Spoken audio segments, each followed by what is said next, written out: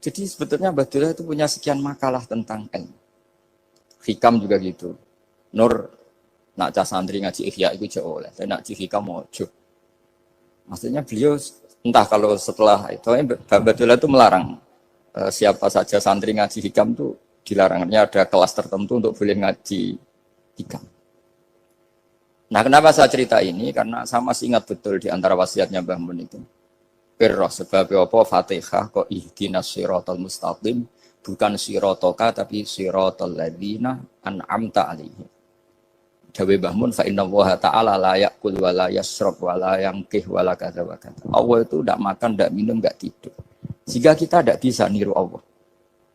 Tapi yang makan tidur itu manusia. Sehingga kalau ingin dekat Allah ya niru siratal ladzina bukan siratoka. Kita cara tidur niru Kanjeng Nabi, niru ulama, cara makan, cara minum, niru Allah tidak bisa. Makanya bukan ihdinas siratal mustaqim siratoka tapi siratal ladzina an'amta. Maka dalam beragama itu butuh master, butuh panutan. Ya tentu Mbah Mun oleh ngendikan pakai luwet orang-orang kuno. Cara Mbah Mun pakai cantolan. Maka saya punya makalah banyak dari Bapak, dari Mbah Mun, dari Mbah Zubair, dari sampai saya itu hafal sanad sampai Rasulullah SAW. Karena yang bisa mengawal ilmu itu sanad.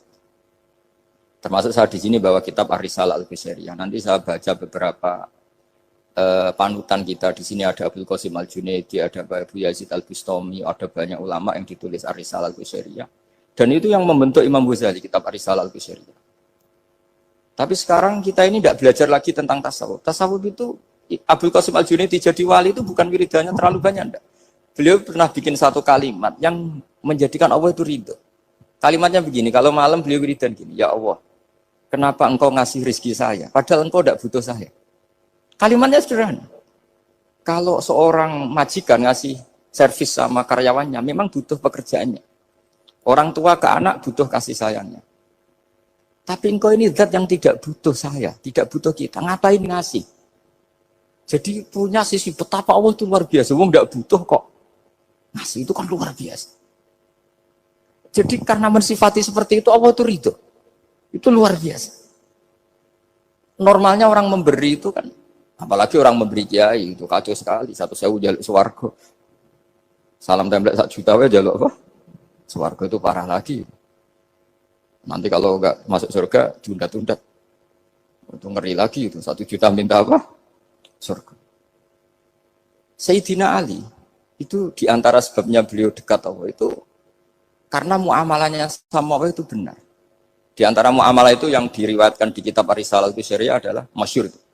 Kafani izzan antakuna li robban, wa kafani fakhron an aku nalaka abdan.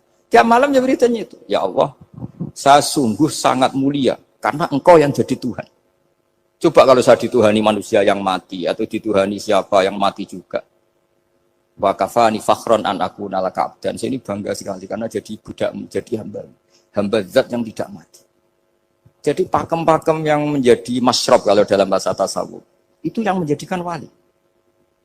Sehingga yang dikatakan ibadah itu apa? Ma'rifatullah. Mengenali Allah secara benar.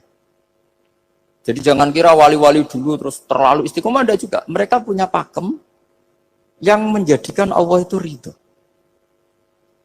Saya beri contoh nih di sini banyak makalah nanti saya beberapa baca tabarruk.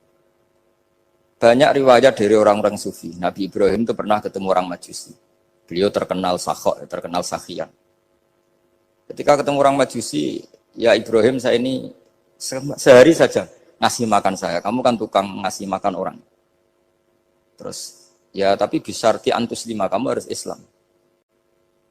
Fakihnya Nabi Ibrahim adalah, kalau saya menolong dia berarti nolong orang kafir. Setelah orang itu lewat, berlalu karena Nabi Ibrahim gak mau hormat, Allah memberi wahyu ke Nabi Ibrahim. Kenapa ya Ibrahim tidak kamu terima 1 hari, kamu kasih makan 1 hari? Ya karena dia Majusi. Kata Allah, dia umurnya berapa? 60 tahun. Tanyakan, pernah kelaparan kan hanya hari ini? Iya ya Allah. 60 tahun dia kafir tak kasih makan. Minta kamu sehari aja kok gak boleh. Akhirnya Nabi Ibrahim dipanggil orang Majusi, dikejar dipanggil. Ayo tak kasih makan 1 hari. Kok kamu sekarang jadi baik? Habis ditegur Tuhan. Terus kata ahakadza yu'amiluni. Apa seperti itu Tuhanmu memu'alamalai saya? Ya na'am. Akhirnya Islam orang Majusi. Jadi itu lagi-lagi ilmu.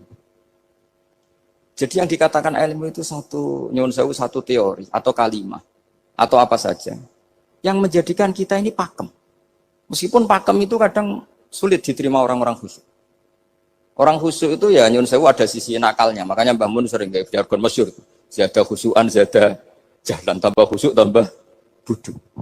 Bukan bodoh dengan makna salah itu enggak. Memang kadang terus anti ilmu. Misalnya gini, ini contoh yang karena saya ini mengkhidmati ilmu, saya beri contoh yang urusan ilmu.